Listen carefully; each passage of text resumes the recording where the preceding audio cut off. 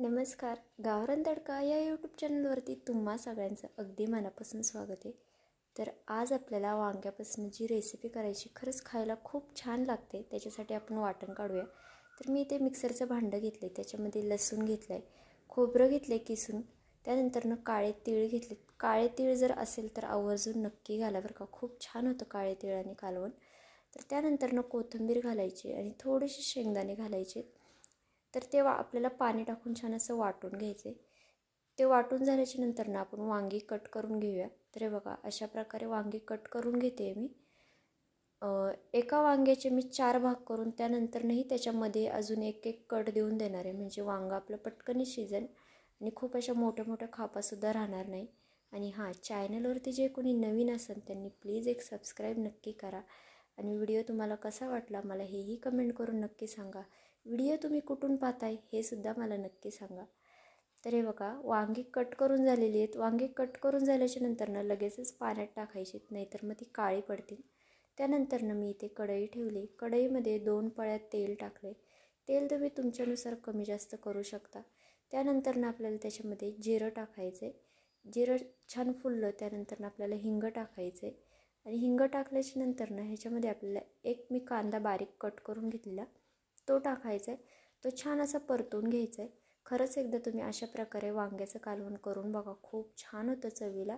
आणि वांगंसुद्धा खूप पटकन शिजतं, फार वेळ लागत नाही वांगं शिजायला. तर नक्की करून बघा. ज्यांना वांगं आवडत नाही ना ते सुद्धा खातील अशा पद्धतीने जर तुम्ही कालवण केलं तर. कांदा परतून झाला आहे त्यानंतर आपल्याला ह्याच्यामध्ये मसाले टाकायचे. तर मसाल्यांमध्ये कांदा लसूण मसाला टाकते मी. त्यानंतरनं थोडीशी हळद आणि त्यानंतरनं गोडा मसाला टाकायचा आहे. आणि त्यानंतरनं थोडीशी बेडगी मिरची पावडर टाकायची. फार मसाले लागत नाही, एवढेच मसाले टाकायचे. कांदा मसाल्याच्या ऐवजी तुमच्याकडे जर साठवणीतला जो कुठला मसाला असेल तो टाकला तरीसुद्धा चालेल. त्यानंतरनं अर्धा मिनिटभर हे परतून घ्यायचे. परतून झाल्याच्या नंतर ह्याच्यामध्ये आपण जो वाटून घेतलेला मसाला होता ना तो टाकायचा आहे आणि तोही 2 ते 3 मिनटं छान असं परतून घ्यायचा आहे. मसाला परतला ना की वांग्याला तरीसुद्धा खूप छान येते आणि रंगसुद्धा खूप छान येतो आणि खायलाही छानच लागतं. तर हे बघा, आपला जो मसाला आहे तो 2 ते 3 मिनटं परतून झाला आहे. त्यानंतरनं ह्याच्यामध्ये आपल्याला वांगी टाकून घ्यायची. जी वांगी मी पाण्यात ठेवलेली ना ती वांगी बघा काळी वगैरे पडलेली नाही आहेत, त्याच्यामुळे वांगी लगेच चिरल्या चिरल्या पाण्यात टाकायची, म्हणजे काळी पडत नाही. तर ही वांगी टाकल्याच्या नंतरनं हे छान असं मिक्स करून घ्यायचं आहे आपल्याला. आणि मिक्स केल्याच्या नंतरनं आपल्याला जेवढं पाणी टाकायचं आहे ना, जेवढं घट्ट पातळ ठेवायचं आहे तेवढं आपल्याला ह्याच्यामध्ये पाणी ॲड करायचं आहे. सुरुवातीला थोडंसं पातळच ठेवायचं, म्हणजे कसं शिजल्याच्या नंतरनं वांगं तोपर्यंत कालवण थोडंसं आटतं आणि मग घट्टसुद्धा होतं. त्याच्यामुळे थोडंसं पातळच ठेवायचं, म्हणजे एकदम बरोबर होतं ते. तर बघा, पाणी टाकल्याच्या नंतरनं मी ह्याच्यामध्ये चवीनुसार मीठ टाकते. मीठ टाकल्याच्या नंतरनं आपल्याला छान असं मिक्स करून घ्यायचं आहे. खरंच तुम्ही नक्की करून बघा, खूप छान होते चवीला. आणि तुम्ही माझी रेसिपी कुठून बघताय हेही मला कमेंट करून नक्की सांगा. तर हे बघा, अशा प्रकारे मी पातळ ठेवलेलं आहे. तर ह्याच्यावरती आपल्याला झाकण ठेवायचं आहे. तर झाकण कसं ठेवायचं, पळी ठेवायची आणि त्याच्यावरती झाकण ठेवायचं, म्हणजे अर्धवट असं झाकण ठेवायचं. पूर्ण झाकण ठेवू नका, नाहीतर मग उतू जाऊ शकतं आपलं कालवण. अशा प्रकारे ठेवायचं आहे आपल्याला. तर आता हे वांगं छान आपल्याला शिजवून घ्यायचं आहे. तर आपण पाहूया आता आपलं वांगं शिजलं की नाही. आधीमध्ये एकदा दोनदा चेक करायचं, मिक्स करायचं सगळं.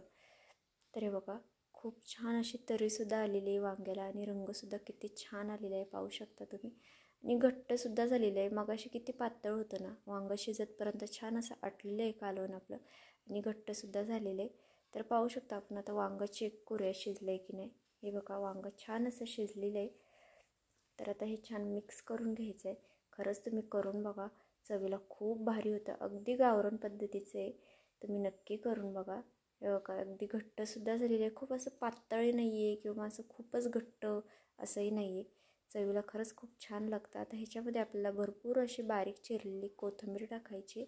कोथिंबीर गॅस बंद करायच्या टायमालाच टाकायची, म्हणजे कोथिंबीरची चव ही कालवणात टिकून राहते. तर आता हे छान असं मिक्स करून घेऊया. तुम्हाला माझी रेसिपी कशी वाटली मला हे कमेंट करून नक्की सांगा. चॅनलवरती जे कोणी नवीन असेल त्यांनी प्लीज एक सबस्क्राईब नक्की करा. चला तर भेटूया नवीन रेसिपीसोबत. तोपर्यंत बाय बाय.